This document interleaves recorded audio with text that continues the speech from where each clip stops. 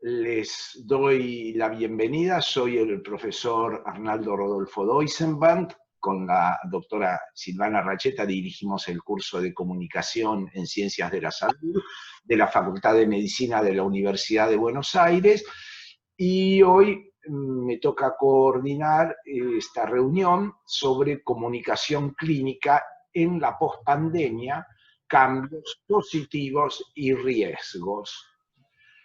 Agradezco a la doctora Ruth López, al profesor Jorge Manrique y al profesor Gustavo De Simone por cuanto han colaborado para proyectar esta reunión. Y a Alejandro Cámara, Alejandro Mato, Javier, la gente de la Oficina de Comunicación a Distancia de Telesalud del Hospital Garrahan, sin cuya colaboración esto sería muchísimo más difícil. Bueno, ahora vamos a comenzar entonces. Primero les quiero contar quiénes nos acompañan. Son el doctor Gabriel Barbadario, que no sé si ya ingresó, pero hace un ratito me dijo que ya lo hacía. Acá me confirma la doctora Racheta que sí, que ya ingresó el doctor Gabriel Barbadario. Él es médico, presidente de la Asociación Civil de la Telemedicina de la República Argentina, ACTRA. Además es gerente de Relaciones Institucionales y Responsabilidad Social y Empresarial del Grupo OSDE.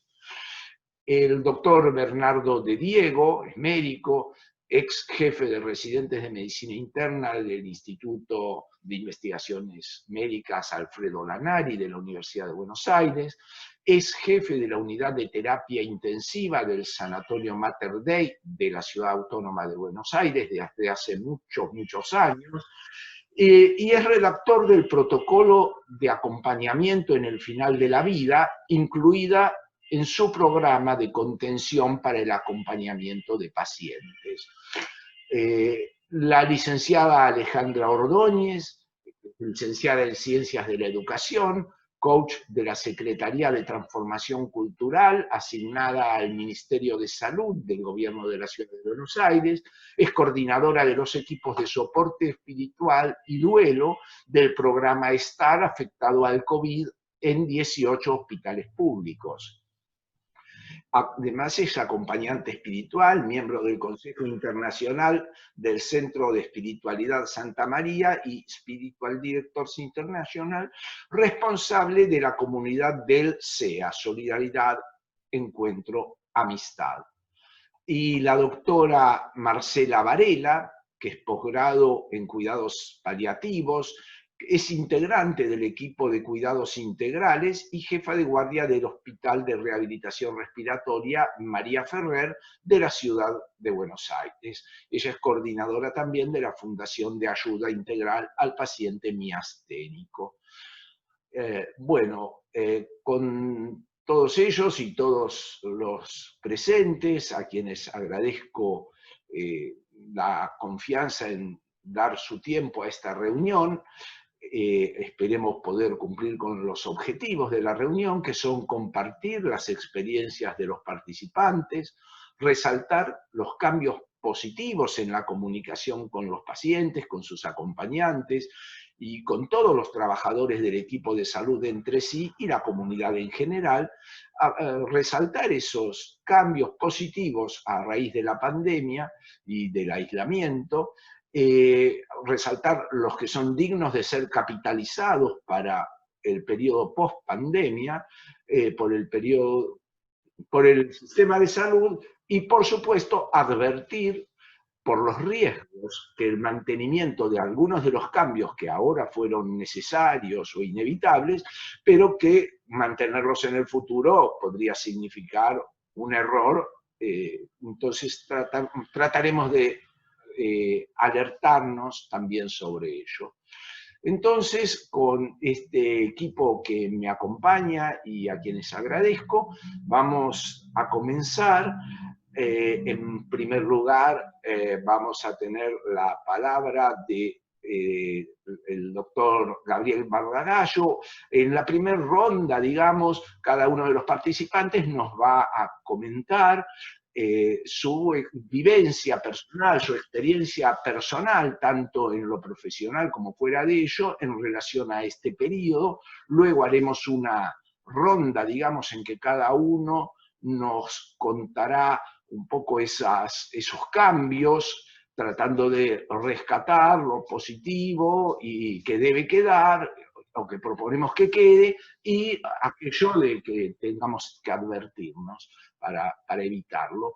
Y luego trabajaremos tratando de sacar una conclusión o varias conclusiones entre todos, con participación de todos los participantes no designados de inicio como disertantes. Así que bueno, Gabriel, por favor, te paso la palabra y empezamos a escuchar. Por orden alfabético los hago presentarse. Muchas gracias, doctor Doisenband. Sí, desde que voy al colegio siempre estoy entre los primeros que me toca hablar, por tener un apellido con B larga, así que bueno, muchas gracias por la invitación. Le pido, sí, por favor, que usted me marque los tiempos, porque no quiero ni extenderme y ocupar el espacio de mis colegas. Bueno, como usted dijo en la presentación, yo presido la Asociación Civil de Telemedicina. Tiene 5 años de antigüedad desde que empezamos a formarla. Va a cumplir 4 desde que está formalizada, digamos. Y estoy yo ejerciendo la presidencia de estos 2 primeros ejercicios, que termina el año que viene. Esto empezó casi como una, no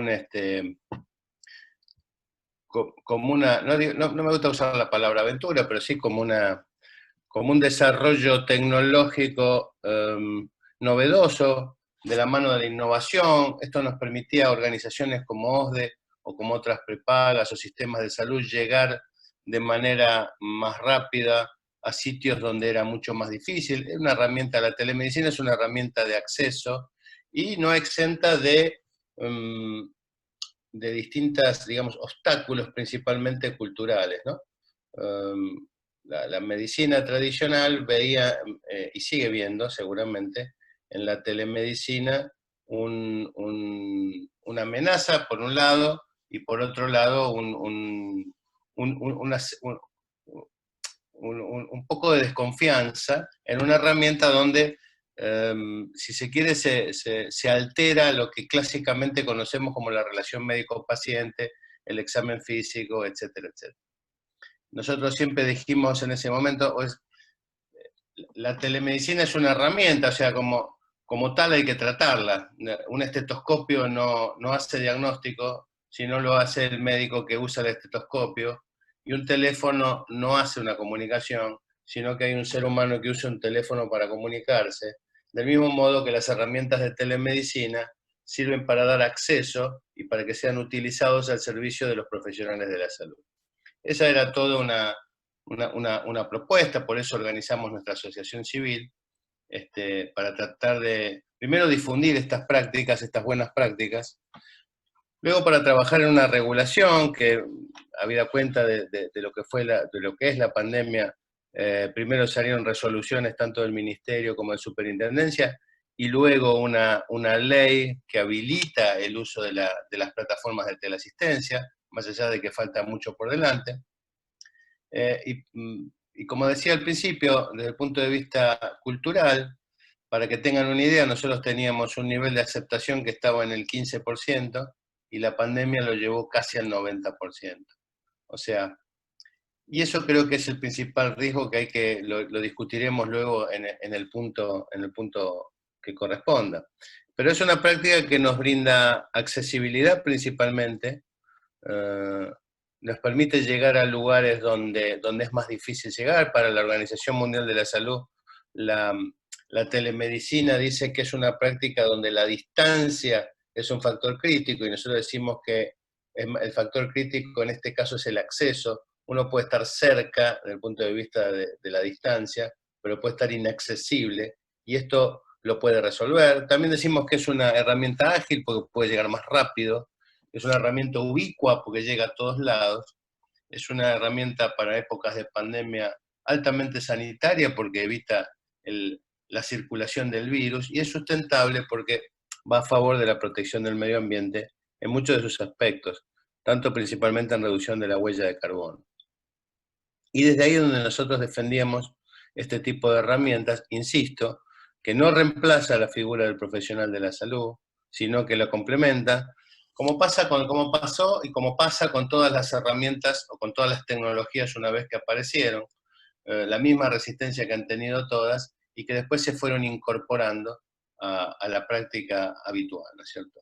Y que nos permite, más allá de esas 5 cualidades que les dije al principio, hacer prácticas, hacer consejos y transmitir conocimientos, que eso también es una forma mucho más rápida. Yo creo que esto que estamos haciendo ahora, que yo estoy hablando y hay una cantidad de personas que me están escuchando, es una de las tantas cosas que esta pandemia vino para dejar, ¿no? Para instalar, y que tiene que ver con la comunicación del conocimiento. La obsolescencia del conocimiento médico es tan rápida que cuando uno, más allá de lo social, más allá de lo turístico que podían surgir los congresos y del intercambio, insisto, social y humano que eso provoca, la obsolescencia del conocimiento hace que quizá cuando uno ya estaba de regreso de un congreso ya había algunas cosas que empezaban a ser refutadas.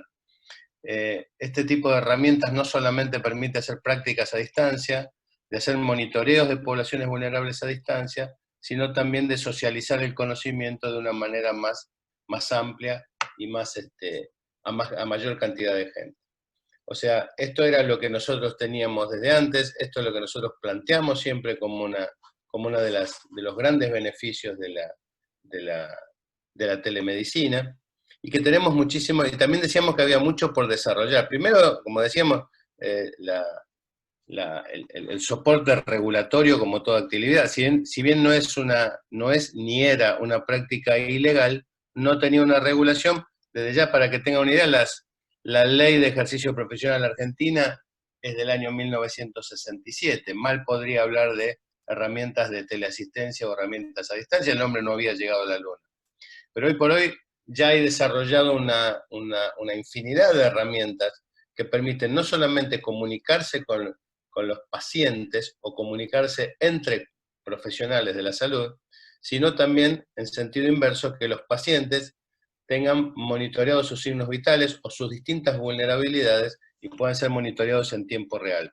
En un mundo que va camino a tener una población más envejecida, una población que vive más sola y una población que es más vulnerable, debido a que muchas de las enfermedades que antes eran mortales, ahora también eso, una de las causas del aumento de la edad poblacional es esto, es la disminución de las tasas de mortalidad, pero también con vulnerabilidades y personas que arrastran enfermedades crónicas por mucho más cantidad de años, y esto también va a necesitar de herramientas de telemedicina que permitan monitorear esas vulnerabilidades, insisto, porque además la tasa de cuidado, o sea, la tasa de recambio, que tiene que ver cuántas personas van naciendo y van reemplazando a las mayores, también disminuyó. Entonces la posibilidad de tener personas que se dediquen al cuidado de las personas mayores es cada vez más complicado, y va a ser más complicado principalmente en los países más desarrollados. No quiero extenderme mucho más como planteo de la situación. Esto es lo que teníamos a la vista antes de la pandemia, una herramienta, insisto, médica, o si se quiere sanitaria, que se tiene que utilizar y que se utilizaba solamente en casos precisos, como complemento de la práctica diaria y como herramienta de comunicación de personas que por algún tipo de motivo, sea la distancia, sea el acceso, sea por problemas de tiempo, o sea por falta de disponibilidad de un profesional determinado, no podían contactarse con la tecnología o con la especialidad que estaban necesitando.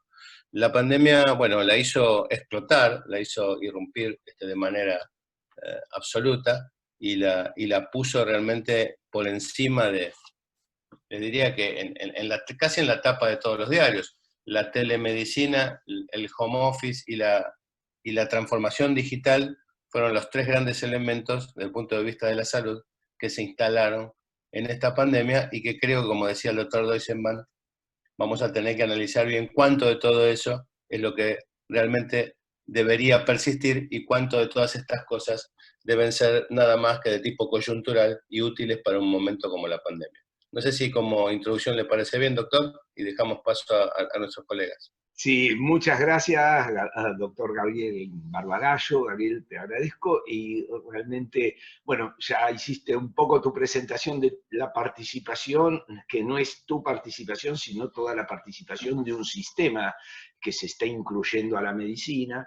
Esto no empezó ahora, porque cuando conversamos desde hace años por teléfono para saber cómo continúa un paciente que vimos, estábamos haciendo telemedicina, cuando desde hace años se hacen monitoreos a distancia de pacientes con distintas patologías y ya teniendo avances tecnológicos, estábamos ya haciendo telemedicina, ya lo hacíamos hace menos tiempo cuando nos comunicamos o cuando nos manda por WhatsApp una foto de alguna lesión cutánea, un paciente.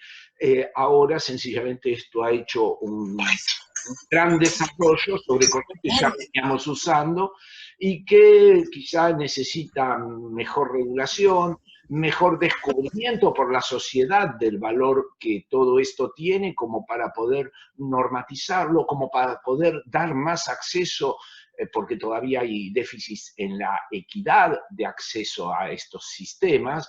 En lo público está bastante poco desarrollado todavía, pero bueno, es lógico, recién estamos creciendo en esto y tenemos que aprender las cosas que valen la pena y esas advertencias de saber que tenemos que seguir revisando a los pacientes y que tenemos que seguir tocando a los pacientes y mirándolos a los ojos, no solo a través de una pantalla, que es un premio consuelo que tiene la medicina en este momento. Bueno, ahora me gustaría que se presente el doctor de Diego, que nos cuente un poquito su experiencia personal y después vamos a ver sobre las bondades y las cosas que tenemos que cuidarnos de todo esto en el futuro, que esperemos que sea pronto. Gracias, Bernardo, por estar con nosotros.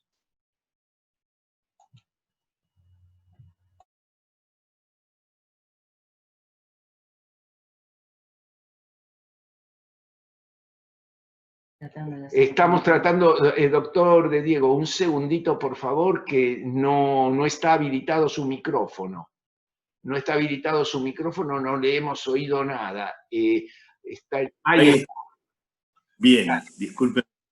La tecnología para mí, por mi edad, cuesta un poquito más que para otros. Me presento y le agradezco muchísimo, profesor Doisenberg, por la invitación. Soy santafesino, de familia de médicos, me eduqué en un colegio religioso que marcó mucho mi juventud, que es el Colegio de los Jesuitas. Tuve al Papa Francisco de maestrillo, de celador, con muy buenos recuerdos de esa época. Vine a estudiar a Buenos Aires tras los pasos de mi abuelo y tuve una carrera, a pesar de la dificultad de la época, convulsionada políticamente, buena, y me recibí con diploma de honor.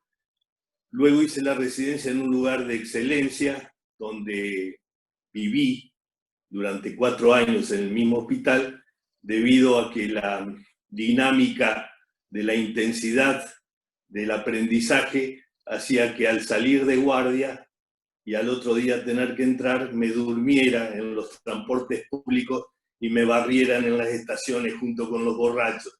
Cansado de eso, me fui a vivir al hospital, donde estaba full time y cama adentro. Esa intensa formación fue muy importante para el desarrollo de mi carrera y tuve a profesores como el doctor Alfredo Lanari, el doctor Jorge Firmat, Aquiles Roncoroni, de los cuales tengo imborrables recuerdos y la figura del maestro que espero que no desaparezca nunca.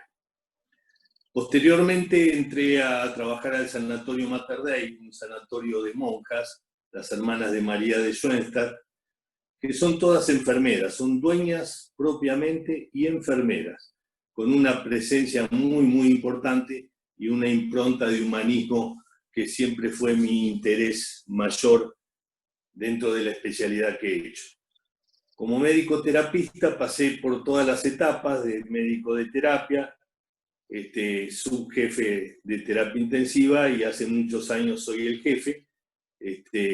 Y esta pandemia me sorprende con la edad de 65 años, en el que en el sanatorio, por edad y por otros factores, nos invitaron a descansar en nuestros hogares, lo cual para un guerrero que se preparó 40 años para esto, era una decisión que me sorprendió mucho y tuve que familiarizarme mucho con la telemedicina porque los pases de terapia intensiva, que es el momento clave, empezaron a hacerse por Zoom y los pude aprovechar y aportar mi experiencia y me sentí realmente útil con esta arma de telemedicina que yo había utilizado en muy pocas oportunidades.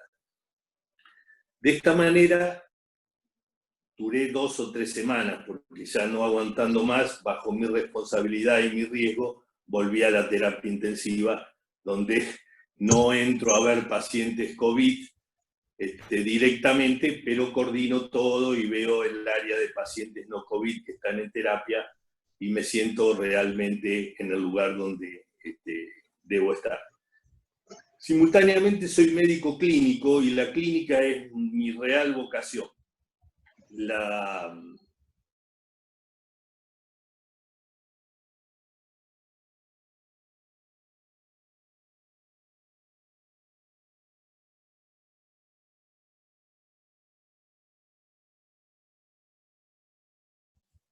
Exploré las teleconsultas, con lo cual me he encontrado una riquísima sorpresa.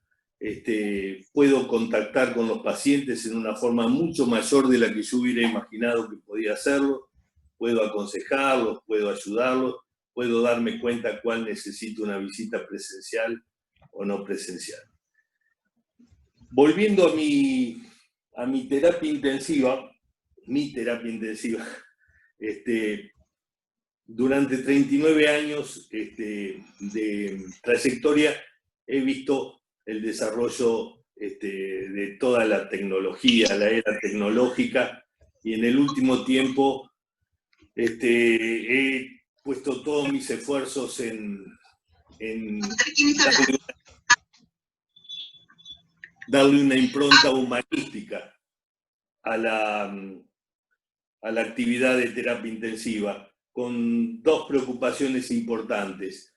Una, el final de la vida, y el otro, evitar el encarnizamiento terapéutico. Palabra horrible, el encarnizamiento, pero que ocurre actualmente en las terapias. Y hace mucho tiempo que nosotros hemos hecho cambios importantes en nuestra terapia intensiva para darle un carácter mucho mayor humano al que venía teniendo y al que suelen tener las terapias intensivas.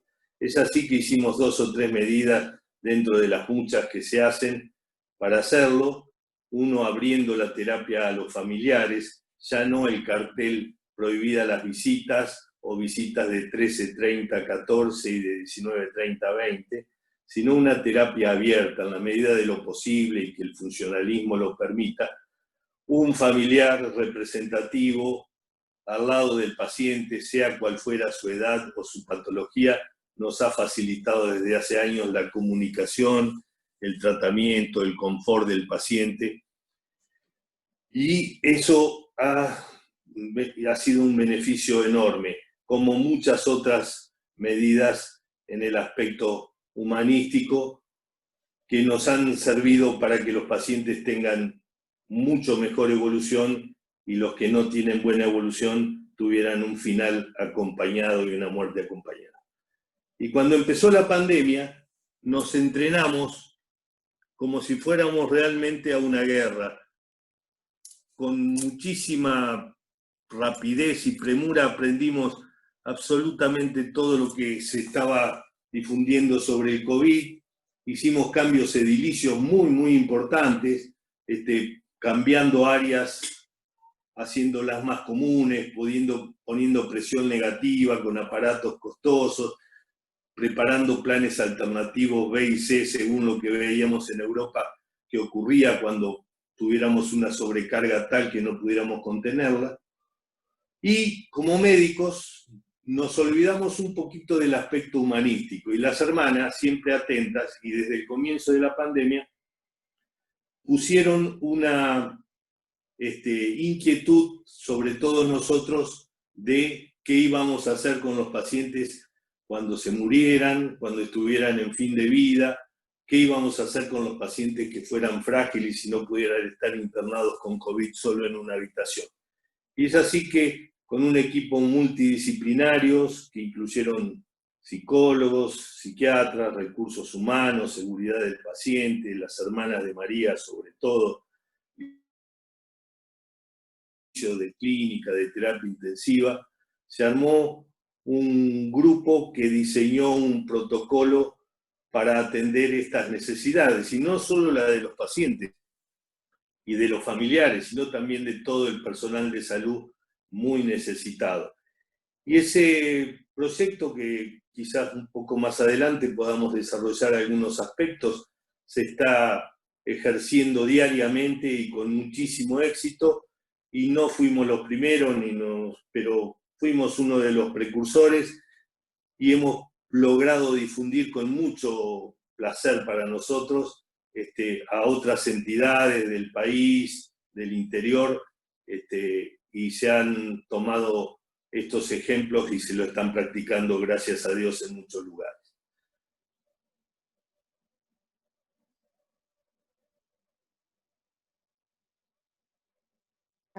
Hola. Sí, doctor. No sé si estaba hablando y lo interrumpí o dejé de No, por un problema. no, tenía miedo de excederme porque me entusiasmo, y tenía miedo de excederme y quizás... No sabía si era un déficit de conexión mía que acá no lo escuchaba. Bueno, ahora igual nos va a contar más porque hay algunas cosas que estuve anotando que sería muy importante para nosotros que nos comente. Por ejemplo, usted dijo otras, igual ahora después que se presentan también acá, digamos, la doctora Varela, la licenciada Ordóñez, pero en algún momento nos gustaría escuchar eso que usted dijo sobre otras medidas humanísticas sin extenderse todavía en eso, y también serían seguramente muy importantes.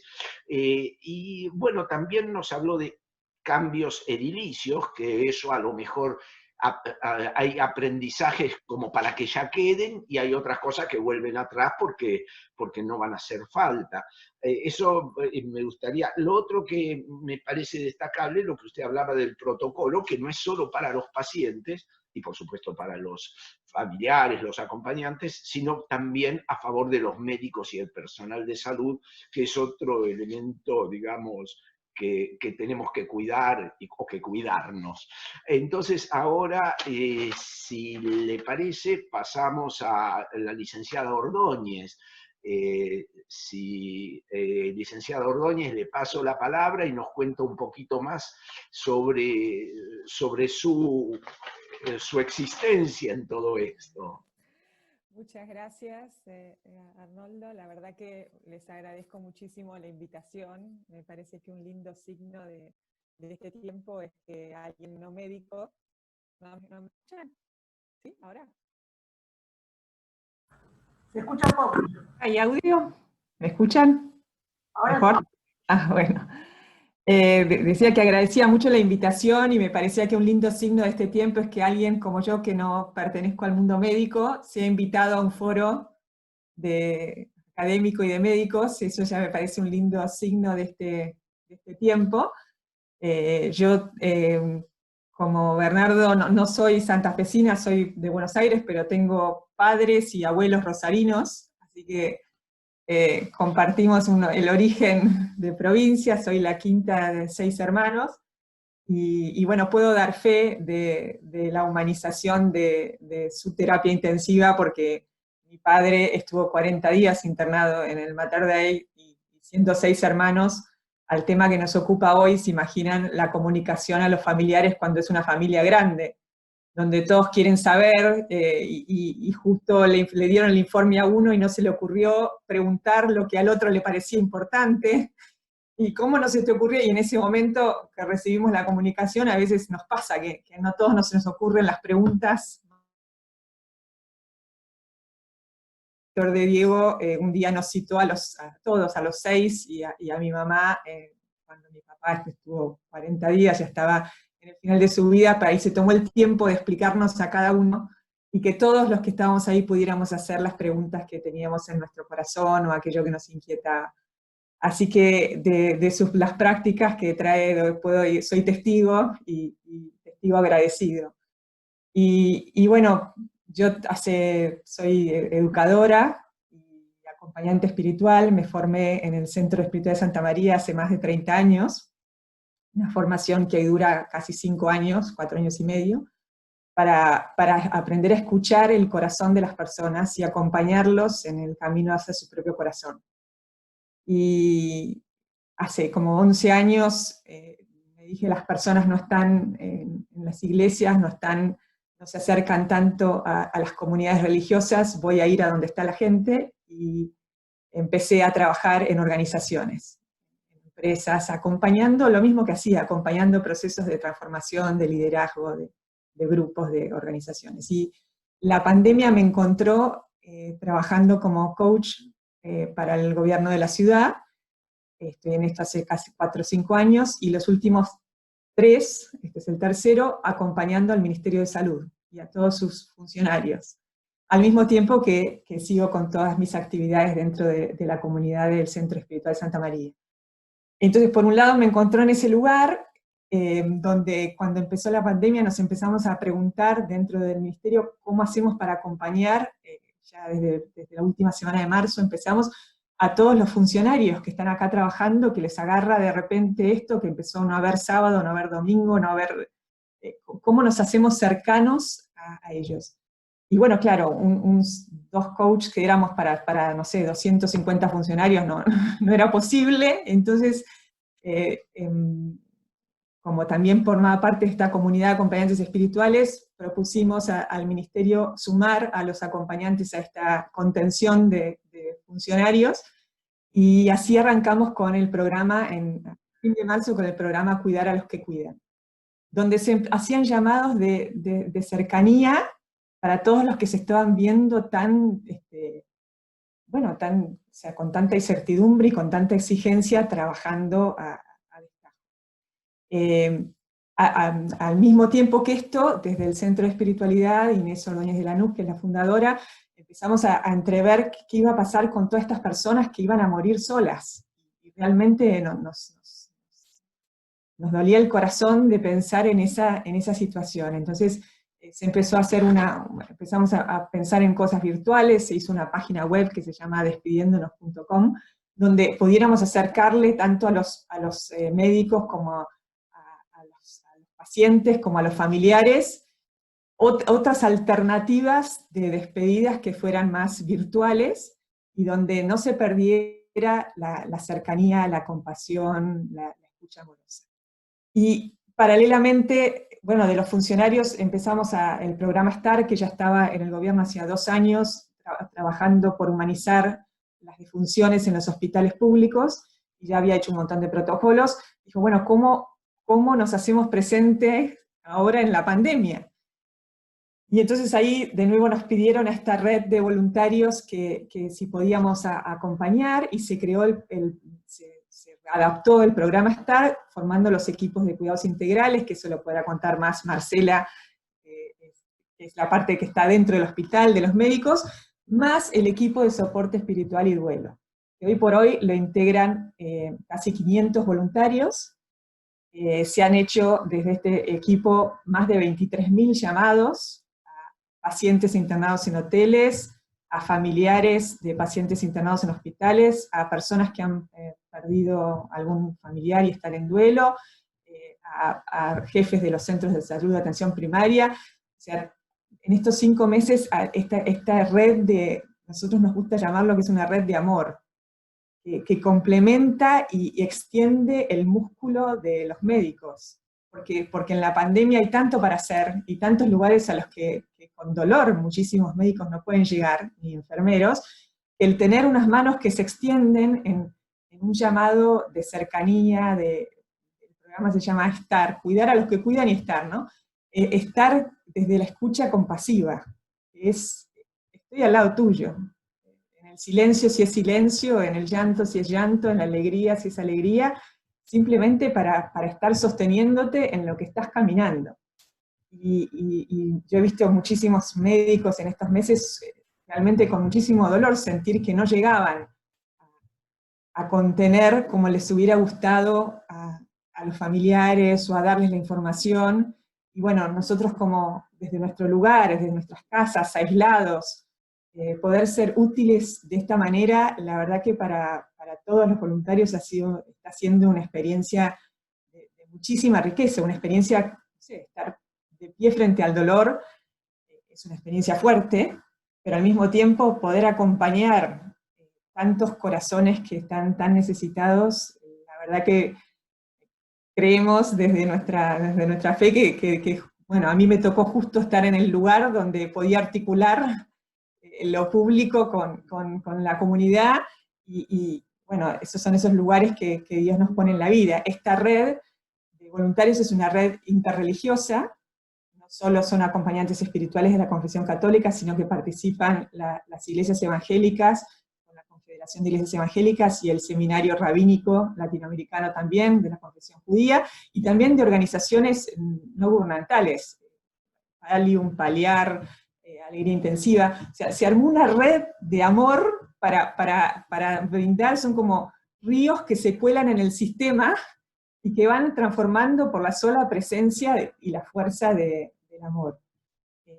Y eso es lo que desde nuestro lugar pudimos aportar en esta situación, y yo creo que, bueno, cuando veamos las cosas que nos gustaría que permanezcan, tenemos varias ideas, sobre todo esta articulación con la sociedad civil. Los hospitales hay muchos hospitales que todavía que están muy, por cuidarse, están muy en sí mismos, y a veces se pierden que sus brazos se extiendan con la colaboración de ciudadanos que quieren generar una ciudadanía compasiva y que quieren que el derecho a la salud de calidad sea para todos. Muchas veces por prurito de qué hacemos con la confidencialidad de los datos, cómo le vamos a dar a una persona a la sociedad civil el nombre y el teléfono de un familiar, está bien, no está mal. Bueno, a veces por mucho celo profesional se pierde la posibilidad de multiplicar brazos y corazones amorosos que puedan llevar alivio y la salud espiritual de las personas, no entendidas desde un punto de vista confesional o religioso, sino desde esta capacidad de elegir, de amar, de perdonar, de agradecer, hace también a la salud física del cuerpo. Entonces, tener personas que están aportando y ocupándose de eso, complementa y ayuda y abona a un derecho de todos de tener una salud de calidad. Nosotros nos permitieron esta ventana y estamos como muy agradecidos de haber podido hacer en este tiempo este aporte. Bueno, no sé si después seguimos con las preguntas que quieran o en el segundo momento. Bueno, realmente muchas gracias, no solo por participar, sino por lo que están haciendo en nuestra sociedad. Hay algunas, ahora igual vamos a escuchar más, quisiera resaltar algunas cosas. Uno, lo barato que es, y fue siempre, llamar por teléfono al familiar, a un paciente. También a veces uno ve que en la sala de espera se intercambia un familiar de un paciente con el familiar de otro paciente, el teléfono por el cualquier cosa, llamame, lo que fuera. Bueno, cuando esos teléfonos ya fueron compartidos, es decir, no es que los estamos dando nosotros sin autorización, también podemos a veces hacer que esa red sin llegar a estas asociaciones que a veces es más desconocido por la gente, o van con cierto miedo, temor a ser partícipes a alguien desconocido. Digamos, ¿por qué no llama también a ver cómo se siente estimular esa red entre los que están compartiendo en ese momento pacientes adentro de nuestra internación, ¿sí? Es decir, estas mismas grandes redes, eso queremos, también se pueden hacer a nivel minúsculo y estimularla a que se compartan entre ellos. El otro tema destacable es, digamos, debemos tener presente entonces este recurso de la sociedad y estimular a generarlo. Eso es un aprendizaje que se podría mantener. Por otro lado, también hay veces que los enfermeros, nuestro equipo, no solo los médicos, el kinesiólogo, a veces quiere saber cómo sigue el paciente. Y el paciente no solo al que tenemos internado en nuestra sala, sino que a lo mejor el paciente pasó de la sala general a la de terapia, o al revés, pasó de la de terapia a cuidados intermedios o a sala general, y a veces también hace bien a quien recibe el llamado ese seguimiento de ¿y cómo sigue tu mamá? Ese tipo de cosas además le hace bien a nuestros compañeros, a todos nosotros como personal de salud. Así que estamos aprendiendo mucho. Ahora, después vamos a seguir escuchando, y ahora nos gustaría que la doctora Varela nos cuente su experiencia y todo lo digamos, nuevo que han logrado hacer ahora, cómo han jugado en todo esto. Gracias, Alejandra, nuevamente. Ahora escuchamos entonces a la doctora Marcela Varela. Bueno, buenos días para todos. Bueno, soy Marcela Varela, agradezco mucho al doctor Doisenband y a la doctora Silvana Racheta que pensaron, porque estoy saliendo de un contagio por COVID, a Dios gracias no enferma, pero sí contagiada, y la verdad que los 13 o 14 días uno los va contando como los presos para la libertad, a ver cómo sigue esto. Fue bastante único, podría decir, ¿no? Y me preguntaba cuando todos exponían quién soy, ¿no? Soy de hace un montón de tiempo, en el año 89 comenzó la carrera de medicina saliendo de Aguilares, de mi pueblo, en Tucumán, y fui a la capital, ¿no? Salí con mi título y vine a Buenos Aires, tenía que venir a Buenos Aires. Hice clínica médica y después estuve en el Hospital Ferrer. ¿Qué es el Hospital Ferrer? Es un hospital pequeño, pero muy importante, ¿no? Bueno, recabando datos, se organizó en 1936 con una pandemia o con un aumento de casos de tuberculosis. Y 20 años después, en el 56, hubo otra epidemia, que fue de poliomielitis. Y allí, en la epidemia de polio, el Hospital María Ferrer, ¿no?, fue la que pasó al frente, porque empezaron a cuidar a los pacientes con poliomielitis. Están los pacientes que después fueron a un hogar que se llama Hogar Ferrer, que está muy cerquita del Hospital Ferrer, donde estaban los pacientes con polio en los pulmotores. Y bueno, ahí hice neumonología y tuve muchos maestros, uno de los cuales es el doctor Guillermo Menga. Y ahora tuvimos otra epidemia, o por lo menos la gripe H1N1, y ahora estoy cursando esta pandemia. Única para mí, muy importante, nos agarró desde marzo preparándonos. ¿Y qué es lo que resalto de bueno de esto? Es la respuesta del ser humano, nuestra respuesta frente a alguna situación. Esto de poder, organizar no solamente lo material dentro de las posibilidades y herramientas que tenemos, sino también organizarnos nosotros. Hoy hablábamos con el doctor Bernardo que el equipo, ¿no? El trabajar en equipo, cómo fue y qué importante que es, porque yo voy al hospital y a ver, cuando estaba esos días aislada, contaba los días para volver, pero me dicen, estás loca, ¿cómo querés volver? Y quiero volver, porque es allí donde tengo que estar, no puedo estar aislada en mi casa si estoy bien. Ahora obviamente estoy en boxes, necesito cuidarme, pero tengo que volver. Y esto, de este trabajar en equipo, yo tengo 55 años, a los 50 quise hacer otra cosa, me parecía que no me alcanzaba con la terapia, había sido médica de terapia intensiva más de 20 años, con la sala, fui médica de planta 13 años o 12, entonces empecé los cuidados integrales, o los cuidados paliativos, o los cuidados particulares. Por suerte no muchas personas necesitan al maestro particular, como hablábamos con el doctor Arnaldo, pero los que necesitan de los cuidados particulares tenemos que tener un equipo, y con mucha experiencia, y bien formado, porque hacer es sumamente importante y uno tiene que saber y mucho, pero no hacer algo o decirle al paciente que no se haga tal cosa, uno tiene que tener muchísima experiencia. Los cuidados son amorosos, pero sin perder el rigor científico. Eso es fundamental para mí. Bueno, en marzo, en el Hospital María Ferrer, para contar un poquito más, nos invitaron a integrar el equipo, el protocolo STAR, y nosotros somos muy poquitos porque todavía no tenemos ni servicio de cuidados paliativos, tenemos solamente un consultorio, que se inició en el 2015 por la locura de la doctora Marcela Varela, y que en el 17, después de haberme preparado en el ROFO, en el Instituto Nacional del Cáncer, empezamos el consultorio en el año 2017.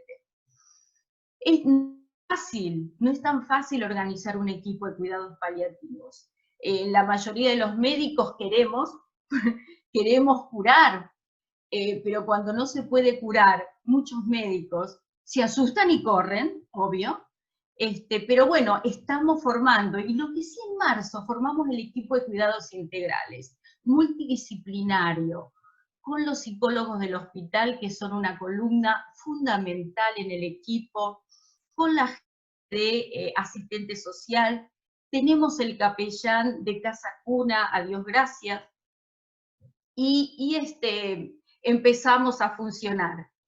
A ver, ya trabajar en equipo fue una innovación. En el Hospital Ferrer trabajamos en equipo, pero nunca en un equipo tan pequeño, como decir, de cuidados integrales, y eso fue algo muy bueno que trajo la pandemia también.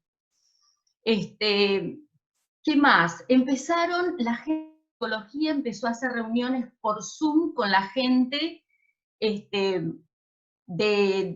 obviamente, no solamente el teléfono, sino las reuniones de Zoom fueron sumamente importantes.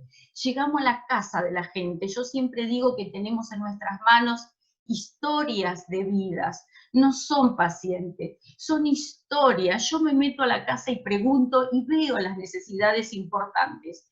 Y yo estoy desde la escucha activa por el paciente y la familia, hasta poniendo una TAM en la zona de cuidados intensivos.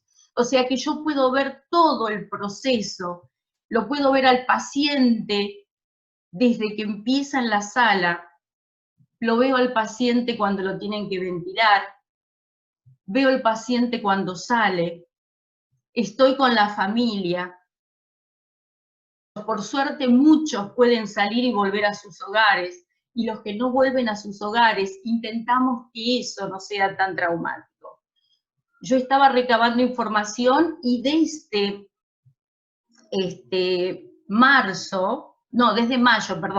desde mayo hasta agosto, en el Hospital Ferrer ingresaron 139 pacientes severamente comprometidos.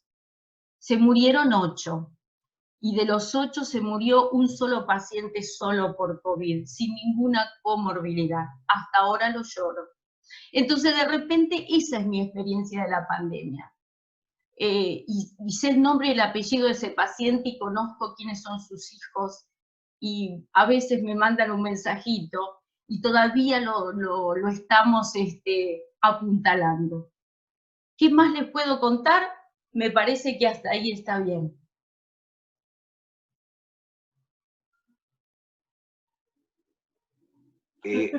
Sí, nos va a contar más cosas. Creo, eso espero. Ahora nos toca empezar un poco más el diálogo entre todos los que están participando, pero surgido de completar un poco más algunos aspectos. Y en el suyo, doctora, quisiéramos también que nos vaya a contar, o ya empezamos con esa segunda vuelta, digamos, más claras las diferencias entre lo que son cuidados paliativos y esto que han iniciado, tan parecido, pero cuyos objetivos no son exactamente los mismos, que son los cuidados integrales. Entonces ya empezamos, ahora sí quisiera que todos nos hagamos preguntas entre todos. A ver, ¿cómo son esa distinción entre lo paliativo y lo integral? Bueno, los cuidados integrales, la medicina alopática tan importante, que empieza con la historia clínica, que empiezan con la aproximación diagnóstica, los métodos complementarios para aseverar que un paciente tiene tal o cual cosa, se agregan técnicas más holísticas para que de manera integral veamos al paciente. Lo importante, y sacamos de cuidados paliativos, ver qué es lo que necesita el paciente. Lo integramos mucho al paciente también en este proceso de tratamiento. Y, por ejemplo, le voy a dar un ejemplo que me parece importante. Esto lo aprendí en el ROFO, ¿no? Donde allí tienen un servicio de cuidados paliativos, me parece que modelo, un paciente con un tumor de cabeza y cuello, terriblemente sintomático, le preguntamos qué le molesta o qué le gustaría que nosotros podamos ayudarlo. Y lo que contesta el señor no es que le calmemos el dolor o que lo curemos. Nos contestó: necesito poder tener la casa, la escritura de mi casa. A ver, en el servicio de cuidados integrales tenemos una abogada, y yo sé que por ahí no le puedo terminar el trámite, pero voy a hacer lo posible. ¿Se entiende? Voy a hacer lo posible y empiezo el proceso y al paciente lo calmo. Después le calmo el dolor, después hacemos las reuniones con la familia, pero es muy importante que nosotros podamos intervenir de la mejor manera, pero no la que a mí me parece, la que necesita el paciente, ¿ok? Eso es integrar, y el paciente interviene mucho. Lo mismo la autonomía. El paciente decide en todo momento porque su vida le pertenece, y cuando está en una situación límite, él va a decidir cuándo quiere terminar esa situación límite, ¿sí? Entonces, y integrar al asistente social que va o por teléfono va a la casa del paciente y ve realmente las necesidades, el psicólogo, el nutricionista y el abogado, el capellán para su parte espiritual, el sacerdote, o si tiene otra religión, el que corresponda. Y siempre, siempre, siempre hacerle caso, porque lo que ellos necesitan, las necesidades de la gente es la que nosotros tenemos que indagar. Quizás en esto integral puedo aportar que... Sí, por favor. Ayer escuchaba una profesora de la Universidad de Londres, de Historia de las Emociones, que hablaba de compasión inteligente. Y decía que muchos de los problemas de la humanidad se resolverían con la compasión inteligente. Y esto integral tiene que ver con eso. Decía, la compasión, que es más que la empatía, pero que es desde nosotros es la cercanía, nosotros cuando hablamos de compasión hablamos de 3 C: cercanía, contención y comprensión, y consuelo, ¿no? Las 3 que hacen a este corazón compasivo, pero que al mismo tiempo la inteligencia está en que no solo se queda en empatizar, sino en intentar, si es posible, buscar la solución al problema. Y desde este lugar de ponerme en el lugar del otro, y me pareció como una idea muy, muy inspiradora, ¿no? Que ojalá nuestros sistemas buscaran esta compasión inteligente que desde la cercanía. La compasión tiene también el ir al compás, que es ir al ritmo del otro. Nosotros en los equipos de GLESER hemos tenido que ir al compás de lo que cada uno de los 18 hospitales podía. Hay 6 hospitales donde se pudo articular y donde los casos los lleva el médico tratante, la persona del equipo de cuidados integrales de paliativo y el acompañante espiritual. Y entre los 3 van acompañando esa situación en un mismo chat. Yo hablé, está bien la familia, bueno, yo le voy a llamar para darle. Esa red, que en algunos casos se logró y en otros no, porque vamos al compás de lo que cada equipo, cada jefe de terapia, cada director, cada médico va pudiendo, genera esta posibilidad de encontrar juntos soluciones. Y para mí esa colaboración en red es algo maravilloso, es algo que no deberíamos perder, porque cada uno aporta desde su especificidad, y todo es complementario. Entonces no es el médico que se quedó y lo que pudo es hacer ese llamado de 5 minutos, que fue lo que le dejó la terapia, pero sabe que atrás viene la persona del equipo de cuidados integrales que quizás ahonda un poco más y le explica más los términos médicos, y atrás viene el acompañante espiritual que le lleva alivio al corazón y se pasa 1 hora en el teléfono si hace falta, y 1 hora a la mañana, y 1 hora a la tarde, y 1 hora al día siguiente, tiempos que en los médicos obviamente no están. Eso me parece que es un lindo desafío, tener una ciudadanía que sea compasiva en forma inteligente. No sé, me gustaría escuchar un poco también, realmente, porque están sumando, a qué dicen de todo esto la visión tanto de Gabriel Barbagallo como del doctor Bernardo de Diego, pero lo que estaba tratando de resumir o traducir de un modo más compactado, es el tener una diferencia entre atender a una enfermedad y atender a un sufrimiento.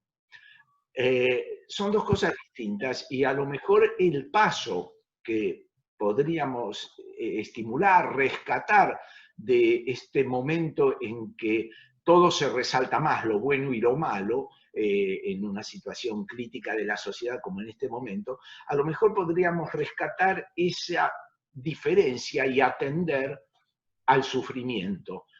Si no, parece como que los médicos solamente somos el antídoto contra la enfermedad, y no es lo único que trae, y a veces es lo que menos le importa al paciente. Eso pasa sobre todo con gente ya de edad avanzada, en que a lo mejor no le preocupa tanto la enfermedad que tiene o el desenlace final que pueda a lo mejor ya estar esperando desde hace tiempo, aunque no sabía que el COVID o quien fuera sería quien se lo acercara, sino qué cosas solucionar, entre comillas, en la vida, qué cosas terminar de desarrollar, y acercarnos a eso nos hace un salto más a favor también del profesional, que es volver al profesional amigo del paciente y no al profesional tratante de la enfermedad solamente, sin dejar esto último, porque para eso estamos también, claro, pero sabiendo que no es para lo único que estamos. ¿Cómo podría insertarse? Voy a hacer una pregunta muy difícil, porque se la voy a hacer en especial a Gabriel Barbagallo. ¿Cómo podríamos insertar, cómo está insertado esto con todo esto de boom tecnológico tan necesario y a lo mejor subutilizado incluso? A ver, Gabriel. A ver, gracias por la pregunta. Queda claro, la verdad que uno cuando escucha la doctora Varela hablar en términos de cuidados paliativos y cuidados integrales, o sea, realmente donde se rescata realmente todo lo humano de la profesión, de nuestra profesión. Yo también vengo de la terapia intensiva, ya hace unos años que dejé, pero digamos, vengo de ese mismo palo. Yo creo que el error que podemos cometer es creer que son cosas excluyentes, la tecnología y el humanismo. Y yo creo que lo que tenemos que comprender es que la tecnología tiene que estar al servicio del humanismo y no oponerse al humanismo. Desgraciadamente los argentinos nos encanta armar falsos dilemas. Entonces estamos los pragmatismos versus dogmatismos, creer que la telemedicina es una especialidad médica y no lo es, creer que es excluyente, que el que hace telemedicina no puede hacer otra cosa, y realmente lo que nosotros queremos demostrar, que la telemedicina es un complemento fantástico para resolver problemas que presencialmente de alguna u otra manera no se pueden resolver, o quizá es una forma más indicada de resolver. Por ejemplo, hay personas que pueden empezar entendiendo que la atención médica es un proceso y no un acto solamente. Entonces, a veces una persona va a ver a un médico por primera vez y necesita, porque hay una parte de la medicina, que un poco lo rescata la doctora Varela y también lo decía el doctor de Diego, que tiene que ver con la empatía. Es una herramienta tecnológica, no puede ser empática jamás. Siempre la empatía está entre dos seres humanos y cuando hay contacto físico presencial, que esto, los que conocimos al doctor Maglio sabemos de qué habla, cuando él hablaba siempre de tocar a los pacientes, ¿no? O sea, eso no lo reemplaza una herramienta tecnológica. Lo que estamos diciendo es que muchas veces hay procesos de atención médica que empiezan de manera presencial y pueden después continuar de manera virtual, o viceversa.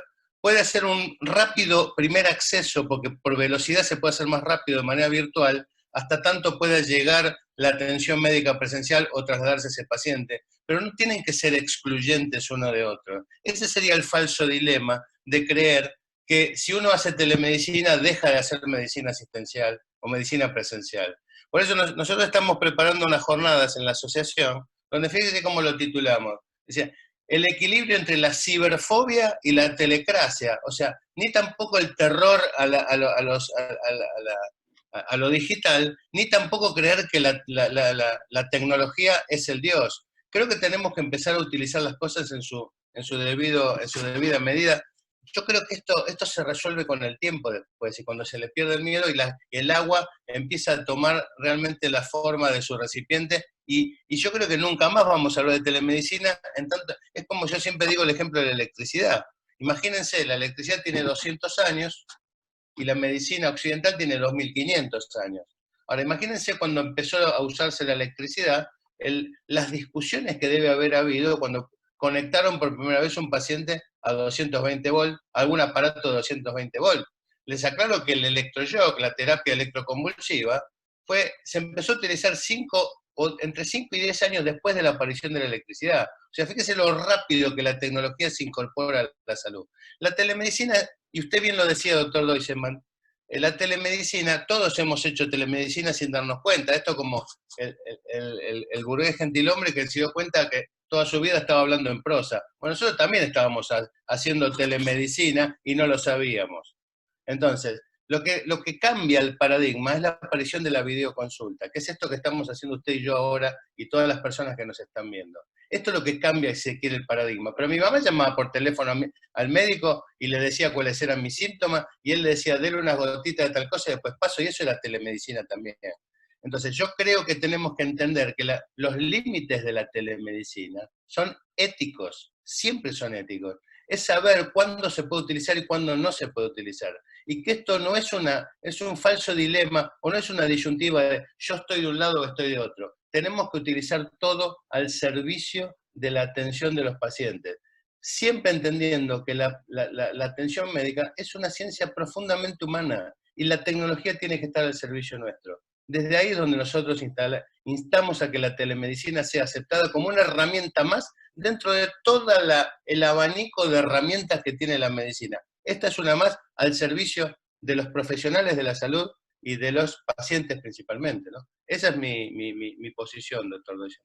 Interesantísimo, y podríamos resaltar una cosa, si no se enoja el doctor Barbagallo, y no se va a enojar, en realidad voy a decir una cosa, así como no existe la medicina auscultatoria, sino que el estetoscopio es una herramienta más, y digamos, y muy buena, no debería existir la telemedicina, porque es una manera de discriminar un recurso más que deberíamos usarlo e incorporarlo como parte, como un instrumento más de la medicina. Doctor, discúlpeme que le interrumpa. No solo no me voy a enojar, sino que estoy absolutamente de acuerdo con usted.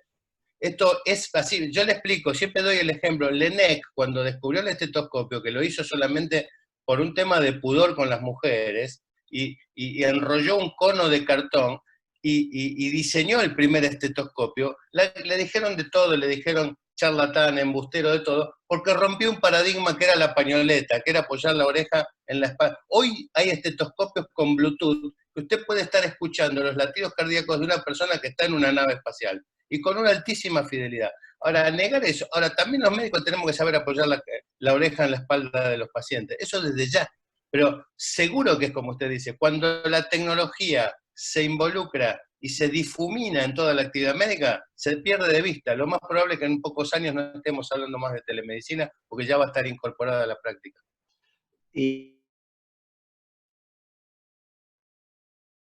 Está muteado, doctor. Sí, decía, quisiera incorporar ahora a esto con el doctor Bernardo de Diego, pero ¿en qué sentido? A ver, ya desde hace tiempo, lo primero que se le pedía a un paciente que ingresaba, yo también hice muchos años terapia intensiva, y una cosa que solíamos agregar en la historia clínica cuando ingresaba el paciente, que estaba en sala general y a lo mejor figuraban sus datos personales y no figuraba el dato de un familiar, porque como el paciente venía más o menos bien, no era un requisito, pero cuando lo ingresábamos a terapia intensiva, pedíamos el dato de un familiar porque si había alguna complicación, ya el paciente estaba con un poco más de riesgo, si estaba en esa sala o más necesidad de atención, pedíamos el dato de algún familiar. Y eso no era solamente por si el paciente terminaba falleciendo para avisar ese momento, sino porque a veces necesitábamos pedirle que haga algún trámite para un estudio, o con un problema burocrático necesitábamos que algún familiar se ocupe, o alguna medicación que no hubiera en el lugar. Es decir, el familiar, el acompañante, el amigo de la persona que venía, era un jugador importante. Y bueno, ese teléfono, que como decíamos era telemedicina en otro momento, ahora también se incrementa. Y creo que tenemos que aprovechar cómo se ha desarrollado en este momento la oficialización, digamos, de esa necesidad del familiar y de esa necesidad del familiar de estar informado y esa necesidad del paciente, que ya se sabe hace muchos años, pero creo que ahora resaltó más esa necesidad de tener a su ser querido al lado, aunque sea al lado a través de una pequeña pantallita de su celular. Entonces, entender que el familiar es paciente. Así como nuestro compañero de trabajo, nuestro compañero de guardia, también está sufriendo a lo mejor por cómo evoluciona un paciente que lo ha conmovido, y el enfermero que nos acompaña también, y digamos, o el asistente social que está tratando de solucionarle un problema, de alguna manera vernos a todos como pacientes, porque estamos trabajando todos en la misma humanidad. A lo mejor eso es lo que podríamos rescatar del impulso que le han dado, protocolizándolo si queremos decir, pero digamos, el protocolo, ¿qué son los protocolos? Son maneras de sistematizar, de poner de un modo explícito las conductas que la experiencia va mostrando que son las mejores. ¿Por qué no nos cuenta un poquito de esta protocolización del familiar, por decir de alguna forma, y del equipo médico. Bernardo. Primero, doctor, le voy a contar un poquitito mi experiencia en la comunicación diaria con los familiares de pacientes. Nosotros hacemos múltiples acciones con estos pacientes que son graves, los que llegan a terapia intensiva, que son crónicos, tenemos unos promedios de internación altísimos, muchos pacientes de más de 2 meses de internación, traqueostomizados, secuelados polineuropáticos que no pueden movilizarse, muy dependientes de atención. Al principio de la pandemia no se había sistematizado el informe a los familiares y lo daba el médico de guardia, de terapia, ya cansado, con 1000 preocupaciones de la atención directa a muchísimos pacientes. Eso nos dimos cuenta rápidamente y pasé a dar los informes con frecuencia diaria, inclusive los sábados y domingos en forma personal. Dar informes es un arte y no es tan fácil como uno piensa en primera instancia. Requiere tiempo, requiere un lugar físico para darlo, aunque sea por teléfono, requiere tener la historia clínica a mano para saber buscar detalles que le puede preguntar un familiar y uno los tiene que tener. Requiere haber visto al paciente, haberlo tocado, saber realmente en qué condición está. Son varios pacientes, 10 pacientes, no menos de 10 minutos cada informe, lo cual hace un buen tiempo y hay que tenerlo, el tiempo ese, y hay que tener las ganas y la empatía. Uno le dice cuando ingresa el paciente que le va a dar informes de tal hora a tal hora. Como mencionaron anteriormente, esa espera del otro lado del teléfono me la imagino terrible. El darlo todos los días, la misma persona, facilita muchísimo la comunicación. Uno hace una relación familiar de paciente-médico cotidiana, diaria, que es muy distinta si la diera cada día una persona distinta. Hay que saber escuchar, hay que darle los tiempos necesarios.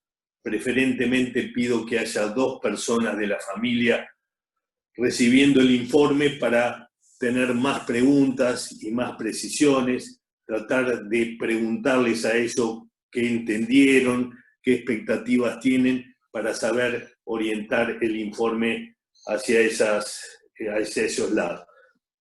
Eso facilita mucho. El agradecimiento de los pacientes luego de cada informe diario es muy, muy importante. Realmente la satisfacción de que sea la misma persona, tener un hilo en los informes es realmente como aporte muy, muy importante y trataría de transmitirlo enfáticamente como algo de aprendizaje para la pospandemia. También estos familiares son contactados por el equipo psicológico y de contención de los pacientes y reciben diariamente un llamado de una hermana que hace el papel de contención o de una psicóloga y la interacción con nosotros para ver cómo ella pulsó que está el paciente, el familiar del paciente, etc. Y ella nutrirse de nuestro informe para saber en qué condición clínica está, hace que este equipo funcione mucho más. A muchos pacientes, por su gravedad, les doy 2 informes por día, porque así lo requieren. Y es muy importante eso también y lo agradecen muchísimo. Un informe frío cada 24 horas en una enfermedad tan dinámica a veces es muy escaso y hay que pensarlo realmente.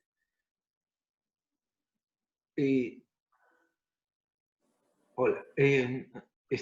No lo estoy escuchando. No.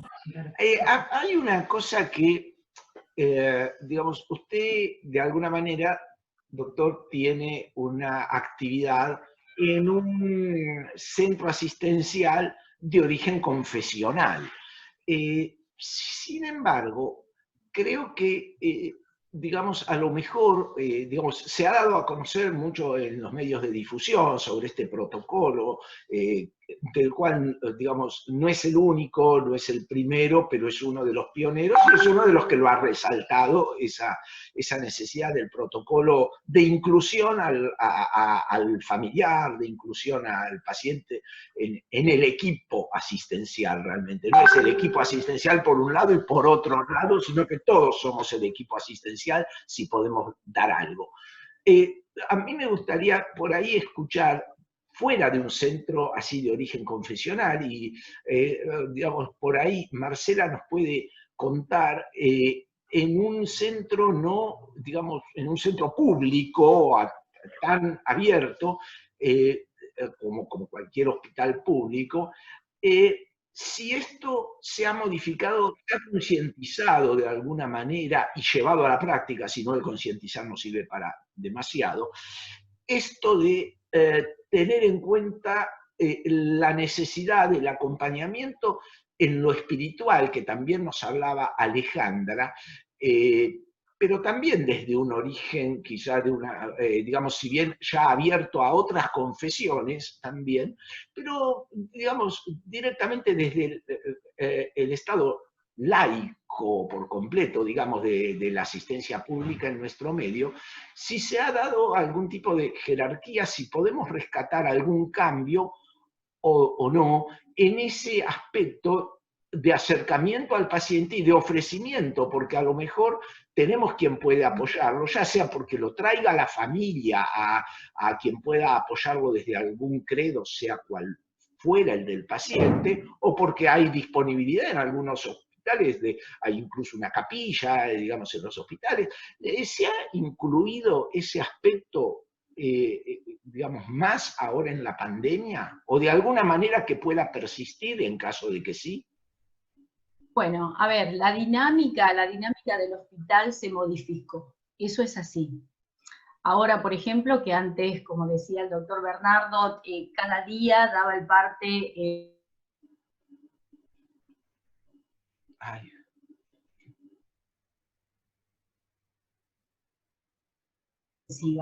Ahora tenemos 14, 16 funcionando con posibilidad inclusive hasta de 20 y pico, 24 camas, ¿no?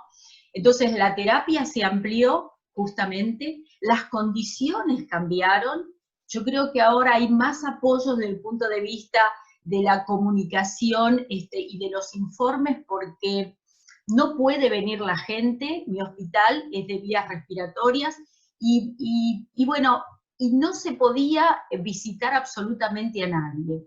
Hubo también mucho problema con el tema de las visitas de fin de vida también, que finalmente, gracias al protocolo, pudieron hacerse. El acompañamiento del estar fue fundamental en la pandemia, y yo creo que la respuesta, por eso decía, ¿no? ¿Qué me queda a mí de bueno de esta pandemia? Que para mí es una guerra, y para mí, ya lo digo, es una herida de guerra también la que tengo, es la respuesta que el ser humano puede dar en una situación límite, diríamos así. Y que después queden las cosas buenas, la dotación de más enfermeros, más médicos y más kinesiólogos en la terapia intensiva y en la terapia intermedia, que se ha creado una gran terapia intensiva importante, es fundamental. Y la parte espiritual, yo creo que también se incluyó, porque muchas veces, ¿no?, lo científico trata por ahí de alejar a lo espiritual, y justamente es lo contrario, justamente es al revés, ¿sí? Es ser más humano sin perder el rigor científico, eso es fundamental, hay que humanizar los cuidados sin perder el rigor científico, lo voy a decir 1000 veces, porque creo que es así. Y el estar fue el nexo entre la familia y el hospital, tratando de ayudar a los médicos, que no sea un controlador de lo que hace el médico, sino justamente un facilitador de escucha. Alguna vez hubo algún problema con la coordinadora y un familiar, y el estar estuvo, y estuvimos nosotros para decir, mirá, estamos pasando un momento difícil, igual que vos. Entonces, esto se unió y no hubo ningún inconveniente después con la médica y la familia. ¿Se entiende? Se humanizó completamente, se entendió, y cada uno tiene el lugar que corresponde. Me parece que eso es muy bueno.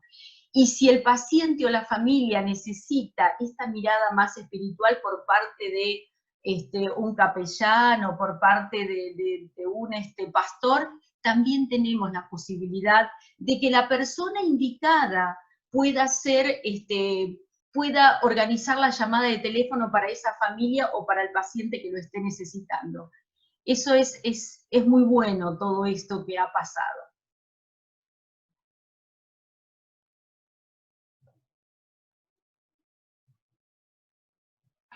Alejandra, gracias Marcela. Alejandra, ustedes tienen, porque ya podríamos, digamos, ir, digamos, tratar de llegar también al trabajo en las conclusiones de todo esto, por el tiempo que toma, y tengo miedo de fallarle a la gente que se haya comprometido en otra cosa para después del horario.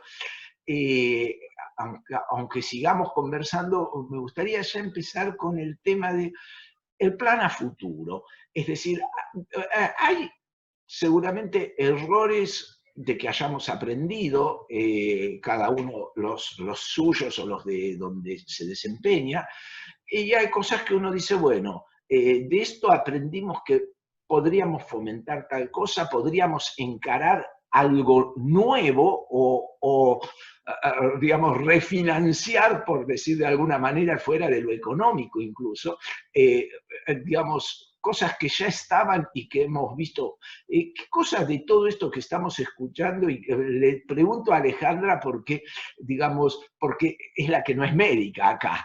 Entonces, pero, ¿qué se puede sacar? ¿Qué proponen que la comunidad médica y no médica, porque no nos están escuchando solamente médicos, y cuando hablo de médicos, incluso desde luego yo hablo del colectivo de gente que trabajamos en salud, ¿no? ¿Qué cosa propondría, cosa propondría que no? A ver. Una de las cosas que creo que vienen para quedarse, pero no solo en los hospitales, ¿no? En general, yo trabajo con muchas organizaciones, empresas y demás, en este contexto que todos llaman VICA, volátil, incierto, complejo y ambiguo. Una de las cosas que nos permiten son las redes. Y en el sistema público se hizo una red de 19 hospitales por COVID donde hubo una interacción permanente. De cuántas camas, tengo a la señora que no sabía dónde había ido a parar su marido, la red de equipos de cuidados integrales ayudaba a encontrar el familiar que estaba en hoteles. Nosotros llamábamos a las habitaciones y decía, estoy desesperado, no sé, se lo llevaron, no sé dónde está, dónde fue a parar. Bueno, todo lo que facilitó de comunicación la red, creo, ya el mundo trabaja en red. La telemedicina es en red. La red entre todos de colaboración me parece que es algo que vino para quedarse. También esta mirada integral de las personas, donde cada uno aporta desde su especialidad, donde cada uno aporta su nota de color, donde nos ayudamos unos a otros. La colaboración que surge en momentos así de emergencia es algo también que vino para quedarse. Esta interacción de que nos podamos nutrir la salud pública y la salud en general de asociaciones dispuestas. Muchos me preguntan, ¿y qué va a pasar con estos 500 voluntarios cuando termine la pandemia? ¿Van a seguir ahí? Porque claro, todos son muchos profesionales que trabajan, que estaban en sus casas, y entonces tuvieron esta posibilidad de invertir 2 o 3 horas al día en estar al teléfono escuchando y sosteniendo. Y yo digo, las organizaciones de la sociedad civil son muchísimas. Hay muchísimas voluntarios, organizaciones que están dispuestas a compartir parte de su tiempo para hacer un mundo mejor y para tener esta ciudadanía más compasiva. Entonces, será cuestión de que cada hospital se fije quiénes son los que están en su barrio, quiénes son las manos con las que cuentan. Creo que desde la red y la colaboración es mucho lo que podemos aportar. Y también desde esta, o sea, yo he visto muchísima humanidad en este tiempo en el sistema médico. La verdad que estoy muy agradecida a todo lo que los médicos están haciendo, porque están poniendo el cuerpo en un momento muy difícil. Lo hacen con muchísima generosidad y traspasados por el dolor de compañeros afectados por COVID, enfermos, y poder todo eso multiplicarlo, la verdad que creo que es algo que viene para quedarse. Ojalá los sistemas hospitalarios no vuelvan a cerrarse en sí mismos y sigan abiertos. Un riesgo es que todos volvamos a cerrarnos, a volver a nuestros lugares y comprimir en vez de seguir como expandiendo y multiplicando. Ese es un gran desafío, me parece. ¿Y qué dicen los demás? A ver, contéstense entre ustedes. Ya estamos cerca del momento del cierre. Estamos leyendo a algunos de los chats, ¿no? En que, bueno, están recuperando cosas de las que ya hemos escuchado, por eso no los repite, no los repito, pero no sé, ¿qué dicen los demás? De mi parte, acompañar y organizar la visita de un familiar a un paciente que evoluciona mal en fin de vida es la gratificación más grande de esta pandemia. Citarlo, explicarle cómo va a encontrar a su ser querido, acompañarlo a ponerse el equipo de protección, acompañarlo a ver a su ser querido, que le pueda tocar la mano, que pueda decirle cosas suaves que han vivido juntos, aunque el paciente esté en coma y no entienda nada, la percepción del familiar es que tuvo el contacto necesario que le va a servir para toda su vida. Evitar eso o impedirlo es realmente una cosa que no debería hacerse. Y eso repetido con todos los pacientes es extraordinario para el que lo vive, no solo para ellos, que supongo que debe ser muy importante, pero para todo el personal, las enfermeras que están atendiendo al paciente, el médico interno, el jefe de terapia, es un acontecimiento muy importante, tanto como sacar un paciente de un respirador, aunque el paciente se muera poquito después. Realmente es así.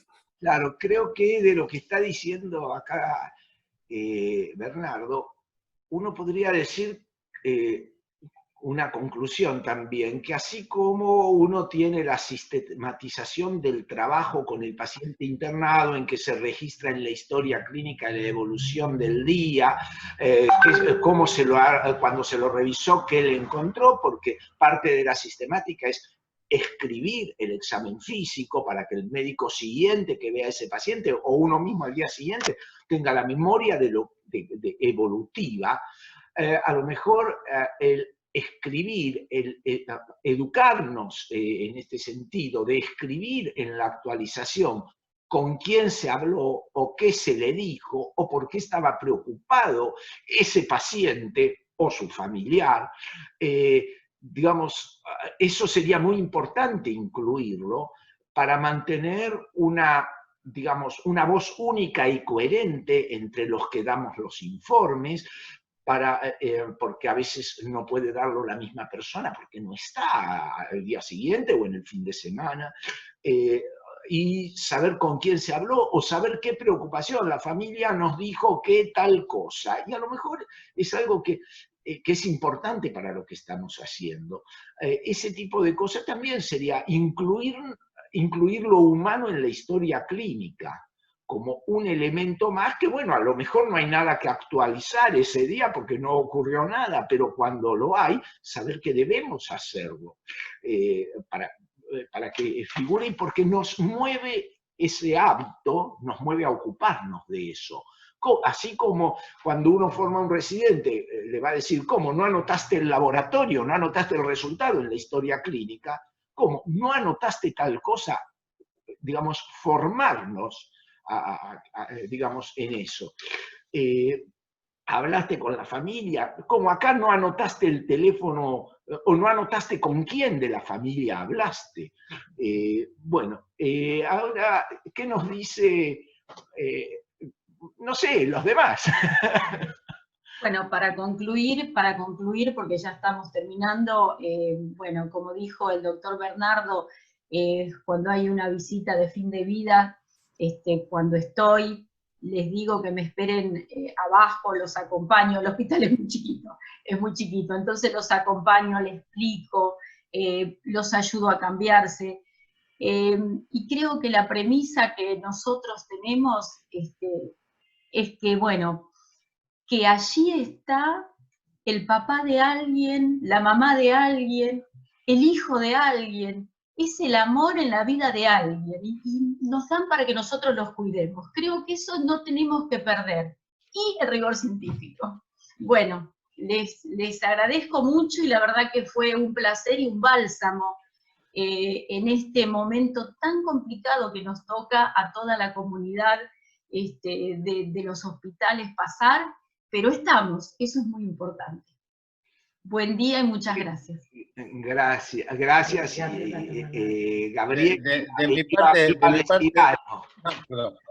mi parte, doctor Doisenman, le quería decir que quiero terminar con el mismo concepto que empecé. La telemedicina es una herramienta de acceso, nada más, pero que de ninguna manera reemplaza lo más importante que tiene la medicina, que es la empatía, que es el contacto. Ahora, fíjense en esta pandemia, en el cual están suprimidos los abrazos, las visitas. ¿Cuántos abuelos vieron a sus nietos a través de una pantalla de video y pudieron con eso, aunque sea, estar más cerca? ¿O cuántos pacientes pudieron ver a su médico a través de la pantalla de video?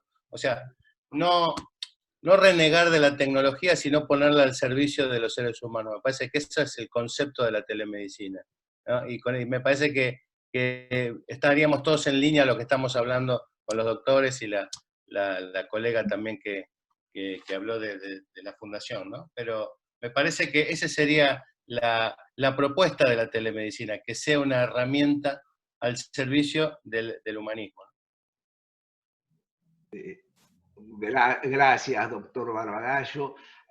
No sé si alguno quiere comentar algo más, si no, por favor.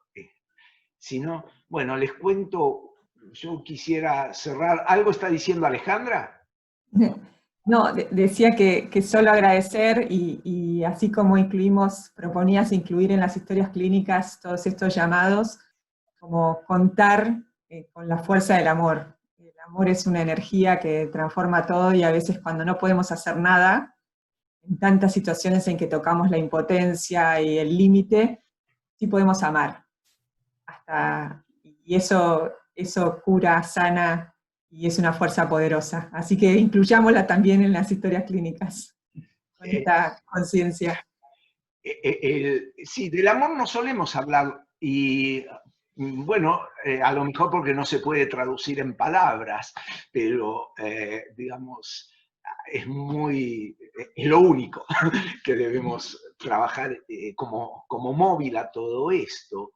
Yo quisiera digamos, agregar un acrónimo que en algún momento escribimos acá con la doctora Silvana Racheta,